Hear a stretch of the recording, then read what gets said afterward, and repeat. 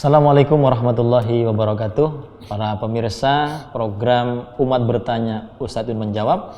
Terima kasih atas pertanyaan-pertanyaan Anda yang begitu banyak dan membuat para penonton juga bisa belajar dari pertanyaan Anda.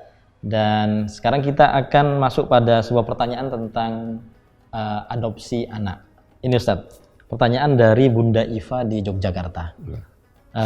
Pertanyaannya, apakah benar ketika mengadopsi anak dari panti asuhan itu identitasnya tidak diberitahukan kepada yang mengadopsi? Mestinya bagaimana? Monggo Ustaz. Jadi kalau ada yang mengadopsi, itu sebaiknya identitasnya jelas, selama bisa diketahui. Ya. Ini anak ibunya siapa, bapaknya siapa. Ya. Nah, nanti tinggal menunggu waktu kapan yang tepat untuk memberitahukan kepada anak yang diadopsi itu siapa orang tuanya yang sebenarnya. Orang tua kandungnya. Orang tua yang melahirkan dia. Yang melahirkan. Ya. Ya. Tapi tidak semua anak bisa diketahui orang tuanya. Ada bayi-bayi yang dibuang nggak tahu ibunya siapa. Nah itu ya tidak perlu diberitahukan, memang tidak ada gunanya juga. Ya. Jadi memang di dalam Islam sangat mulia kalau kita mengasuh anak, apalagi anak yang tidak jelas orang tuanya, anak yang dibuang oleh orang tuanya, atau mungkin mengadopsi anak, itu perbuatan yang sangat mulia, dibesarkan, dididik. Nah, tapi tidak boleh menghilangkan identitas. Menyembunyikan saja. Ya. Menghilangkan. Menyembunyikan buat sementara mungkin tidak apa-apa. Untuk maslahah. Ya. Ya. Jadi tidak harus segera diberitahukan. Misalnya dia ngambil anak itu di panti asuhan, bapaknya jelas, ibunya jelas, terus diasuhnya. Nah, mungkin kan pas bayi itu udah diberitahu kan nggak ngerti juga anaknya. Ya. TK diberitahu nggak ngerti apa-apa anaknya. SD diberitahu belum paham. Nah, ketika sudah remaja diberitahu, nah itu tinggal diperhitungkan kapan sebaiknya memberitahu. Apakah segera diberitahu? Kalau segera diberitahu, untungnya apa? Kalau misalnya orang tuanya masih hidup, bisa dihubungi, kita beritahu biar dia punya kesempatan untuk berhubungan dengan orang tua kandungnya. Nanti dia bisa berbakti juga kepada orang tua kandungnya. Tapi kalau orang tuanya nggak tahu, hilang, dia dicampak oleh orang tuanya, lalu dia masih remaja kita beritahu, mungkin dampak buruknya lebih besar. Dia akan terpukul, dia marah kepada ibunya, justru nggak ada masalahnya. Ya. Nah, sehingga menurut saya harus ditunggu kapan waktu yang tepat untuk memberitahukan. Ya. Apakah dia sudah benar-benar dewasa, sudah benar-benar siap. Itu pun kalau ada masalahnya. Orang tua yang asli, yang kandung masih bisa dihubungi, bisa berbakti. Tapi kalau orang tuanya nggak tahu, entah apa diberitahukan. Kamu dulu anak dibuang gitu. Mungkin salah dia. Ya. Nah, tetapi kalau nanti tidak diberitahukan, akan berdampak secara hukum, ya. Masalah perjodohan, masalah aurat harus diberitahukan. Jadi di zaman Nabi Muhammad Sallallahu Alaihi Wasallam, Nabi kan punya anak angkat yang namanya Zaid ibn Harithah. Jadi Zaid ibn Harithah ini dulu dijual oleh perampok. Jadi rumah keluarganya dirampok. Ya. Tidak hanya harta yang dirampok, tapi anak juga dirampok. Lalu Zaid ini dijual di pasar budak. Nah, dibeli oleh Khadijah, kemudian dihadiahkan kepada Nabi. Oleh Nabi dibebaskan, dimerdekakan, dijadikan anak dan disayang oleh Nabi. Karena kebetulan anak Nabi yang laki-laki kan meninggal semua di waktu balita.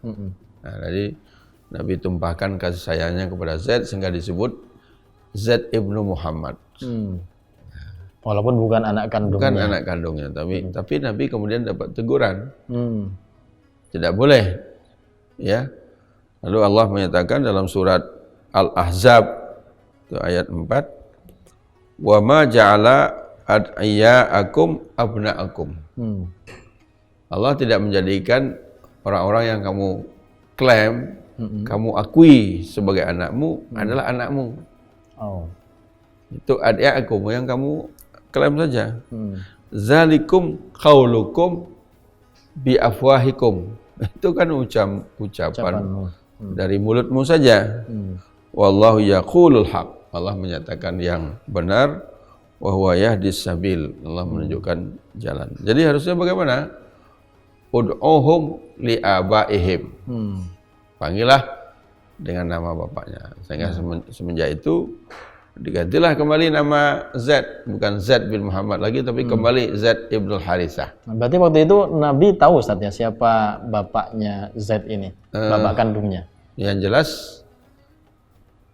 mula-mula begini, mula-mula kan tidak tahu. Jadi kemudian tahunya waktu pamannya pergi ke Masjid Haram, ya, melaksanakan ibadah haji atau ziarah lah pada waktu itu.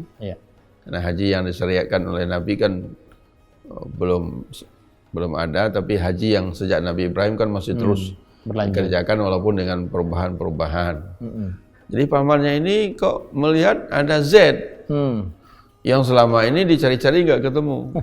Ternyata dibawa perampok tadi itu. Di mana Z itu, dia tahu Z itu. Tentu dari cari informasi dulu dibeli oleh Khadijah, dia akan kepada Nabi, sekarang menjadi anaknya Nabi. Lalu dia pulang. Dia tahu sama bapak kandungnya. Lalu bapak kandungnya dengan paman ini datang. Temui Nabi. Baru memperkenalkan diri, kami ini bapak dari anak ini. Nah, disitulah Nabi tahu bahwa dia itu Z ibn Harisah. Ya. Apa maksudnya? Jadi mengatakan, kami ingin mengambil kembali anak ini, silakan Anda minta uang tebusan berapapun. Berapapun kan kami bayar. Terus Nabi mengatakan, tidak usah bayar. Saya tidak perlu dibayar. Tidak perlu uang tebusan. Tanya aja anaknya sendiri. Suruh dia memilih. Kalau dia memilih mau pulang dengan bapaknya, silakan pulang dan tidak usah bayar apapun, menggantikan apa-apa. Tapi kalau dia memilih tinggal dengan saya, jangan dipaksa. Nah, gitu. Jadi paman dan bapaknya yakin lah, masa sih anaknya mau milih dengan orang lain. Ditanya, apa jawaban Z? Sangat rugi saya kalau sudah mendapatkan bapak sebaik ini. Jadi sudah sangat tidak ada orang yang sebaik Nabi Muhammad SAW. Jadi dia nggak mau pulang. Nah, jadi sejak itu resmilah dia disebut Z ibn Muhammad, ya, walaupun tahu namanya Z ibn Harisah. Tapi turun teguran dari Al-Quran dikembalikan menjadi Z ibn Harisah. Ya. Nah itu fa'ilam ta'lamu aba'ahum. Kalau tidak sampai nggak tahu siapa orang tuanya, fa ikhwanukum fid din. Ya itu anggap saudara, itu ada saudara dalam seagama. Wa mawalikum itu maula. Nah, maka muncul di situ ada istilah-istilah maula. Maula ini maula Abbas, ini maula itu artinya wali orang yang pernah jadi budak terus dimerdekakan, itu namanya maula. Istilah maula, jamaknya mawali. Ya. Jadi berdasarkan itu memang tidak boleh kita menyembunyikan, menghilangkan identitas. Tapi kapan diberitahukan itu tergantung pertimbangan maslahah. Jadi jangan buru-buru nanti merusak kepercayaan diri anak. Dia belum siap. Nah, saya tidak tahu tepatnya kapan, apakah setelah kuliah atau setelah sarjana atau mungkin waktu SMA tergantung apa yang menjadi tujuan kita untuk memberitahukan. Tergantung kesiapan mental si anak Ustadz ya. Anaknya. Tapi kalau nanti misalnya orang tuanya masih ada Ustadz, kemudian anak ini katakan perempuan begitu, ketika dia akan menikah kan butuh wali ya Ustadz ya. Iya. Apakah orang tua kandungnya masih punya hak, harus diutamakan dulu kalau misalnya masih hidup, Iya. atau bagaimana? Jadi kalau dia perempuan dan bapak kandungnya masih ada, ya bapak kandungnya itu yang menjadi wali. Nggak boleh sembarangan bapak kandung jadi wali. Kalau nggak tahu lagi siapa walinya, ya kembali kepada pemerintah, hakim. Wali hakim. Ya. Hakim waliun liman la waliyalah. Hakim lah yang menjadi wali bagi orang yang tidak punya wali. Iya. Kalau terkait dengan waris Ustaz, apakah anak angkat ini punya hak waris terhadap anak angkat tidak dapat warisan, tapi bisa diberi wasiat.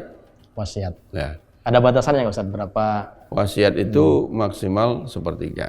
Maksimal sepertiga. Sepertiga. Jadi tatkala Sa'ad bin Abi Waqqas sakit dan merasa sudah dekat ajalnya, Nabi datang melihat dan Sa'ad bertanya kepada Nabi, anakku seorang perempuan sudah menikah dan suaminya cukup kaya. Ya.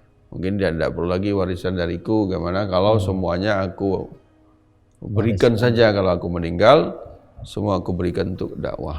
Nabi melarangnya, nggak boleh. Oh, nggak boleh. Nggak boleh semua diberikan untuk dakwah. Terus bagaimana kalau separuh? Separuh waris, separuh wasiat. Nabi bilang nggak boleh juga. Terus bagaimana kalau sepertiga? Nah, baru Nabi menjawab, wassulusu. As-sulusu wassulusu katsirun. Sepertiga boleh. Tapi sebenarnya sepertiga itu juga sudah banyak itu kata Nabi. Nah, dari hadis itulah para ulama fuqaha menyimpulkan maksimal wasiat itu hanya sepertiga. Jadi kalau seorang orang tua, ibu atau bapak punya anak angkat dan ingin berwasiat untuk anak angkatnya, hanya boleh maksimal sepertiga. 2/3 lagi untuk waris. Kalau tidak ada anaknya, ya kerabatnya, orang tuanya dan lain-lain. Saudaranya, Ustaz ya. Ya, tidak boleh lebih dari sepertiga. Itu hak ahli waris. Nah, tapi kalau dia ingin berikan semuanya, ya jangan wasiat, hibah. Boleh Ustaz ya malah. Berikan saja waktu masih. Kalau hibah semua boleh. Kan dia masih hidup. Apa bedanya Ustaz? Substansi perbedaan antara hibah kalau hibah langsung eksekusi. Misalkan saya berikan rumah ini untuk Anda, ya berikan langsung.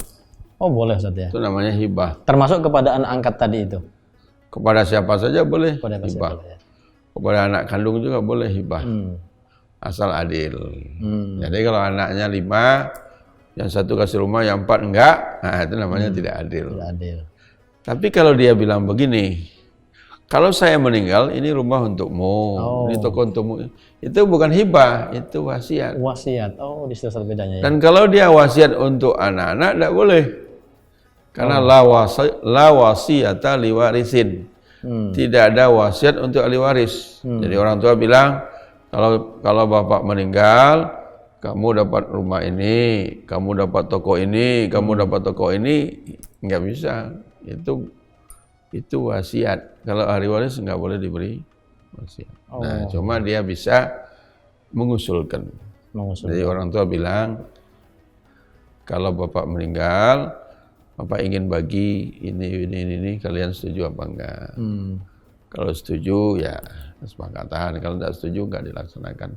Karena harta yang sudah ditinggalkan, orang yang meninggal dunia tidak punya hak lagi untuk ngatur-ngaturnya.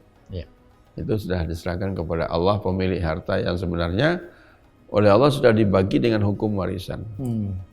Nah, kalau wasiat untuk orang lain yang bukan ahli waris. La wasiyata liwarisin, tidak boleh ada wasiat untuk ahli waris. Baik Ustaz, menarik sekali sebenarnya, cuman kita mesti sampai di sini dulu karena dengan waktu. Demikian Bunda Iva di Yogyakarta, pertanyaan tentang adopsi anak tadi. Jadi disampaikan identitas orang tuanya, tetapi menunggu saat yang tepat, ya, saat yang tepat, kapan si anak yang diadopsi ini kira-kira siap mendapatkan informasi seperti itu. Dan tidak boleh anak yang diadopsi ini diklaim atau dinampakkan terhadap bapak angkatnya sendiri, tapi harus kepada orang tua kandungnya.